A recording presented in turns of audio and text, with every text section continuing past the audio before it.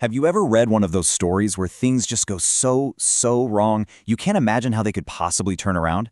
Well, today we're diving into a story from the Bible that's exactly like that.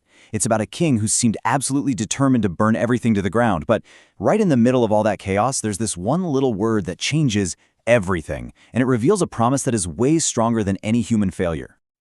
And here it is, right here in 2 Chronicles, King Jehoram did evil. Simple as that.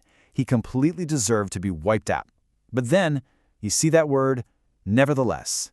That one word is like the pivot point for this entire story. It just hangs there, asking this massive question. Why on earth would God preserve the family line of a king this wicked? Okay, let's get into it. So, first, to really feel the weight of that nevertheless, you have to understand just how bad Jehoram really was. I mean, we're not talking about a few small slip-ups here. This is a full-blown cautionary tale about a king who made one tragic choice after another, deliberately turning his back on his family's legacy and on his God. You know, his father was the godly King Jehoshaphat, a really good king, but Jehoram, he took a hard left turn. The first thing he does to secure his power, he murders all 6 of his brothers. From there, he makes a strategic marriage into the family of the wicked King Ahab, basically making an alliance with evil. And then he starts building pagan shrines and actively leading his own people away from God. Just a complete disaster from day one. And you can see here, his actions had immediate, and I mean immediate consequences. His entire 8-year reign was just this cascade of failure. His kingdom starts to crumble as other nations revolt.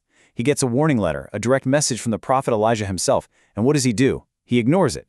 Then, his enemies just waltz in, raid his palace, and carry off his family. The whole thing ends with him dying in agony from some horrific, incurable intestinal disease. It's just brutal. Wow, I mean, can you imagine a more tragic summary of a life? He passed away to no one's regret. His own people were actually relieved that he was gone. And as this final, ultimate sign of dishonor, they didn't even bury him in the royal tombs with the other kings. His life is just this blaring siren about where a life lived against God will end up. Which, of course, brings us right back to our big question. If Jehoram was such a complete and utter train wreck, why was his royal line saved? Well, here's the key. The survival of Judah had absolutely nothing to do with the king's performance. It had everything to do with the promise that God had made a long time ago. This is the reason for nevertheless. It's called the Davidic covenant. This was an unbreakable, unconditional promise God made to King David generations earlier. He promised he would always keep a lamp burning for David's family. Think of it like keeping a light on in the house, a promise that his dynasty would never be totally snuffed out. This promise was ultimately pointing to a future descendant, the Messiah, Jesus. And this chart just lays it out so clearly, doesn't it? You've got 2 completely opposite forces at work. On one side, you have Jehoram's constant, active unfaithfulness. Murder, idolatry, you name it.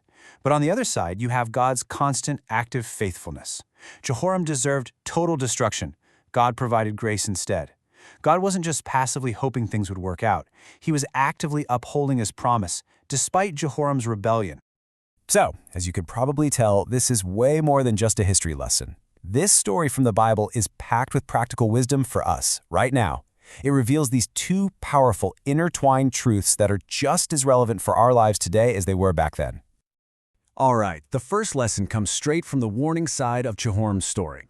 And look, it's a tough truth, but it is absolutely essential for us to get a handle on the weight and importance of our own lives. Lesson 1 is this: your choices matter. They shape your life.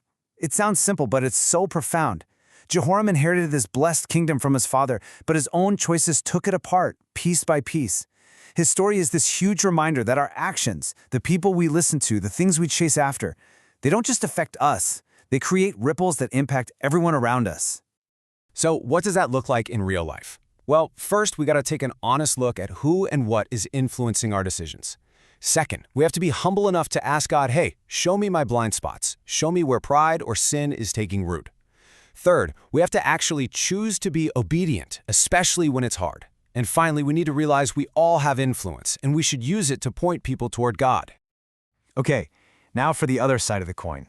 This is the beautiful promise that's beating at the heart of this whole story. Because while our choices are incredibly important, our ultimate security with God rests on something way more certain than our own ability to be perfect. So, how do we live in this reality? Well, it starts with just being grateful, thanking God that His love for you isn't based on your performance. And then, when you mess up, and we all will, the key is to run back to Him quickly. Don't hide, trust His grace. When life gets discouraging, you hold on tight to His promises, just like that Davidic covenant. And finally, you share that hope. Remind other people of the incredible truth that God does not give up on His people. So in the end, the story of Jehoram really lays out two paths, a clear choice for all of us. There's the path of self-will and pride that leads to ruin, or there's the path of trusting God's unbreakable promises, which always leads to hope. And that's really the ultimate takeaway, isn't it?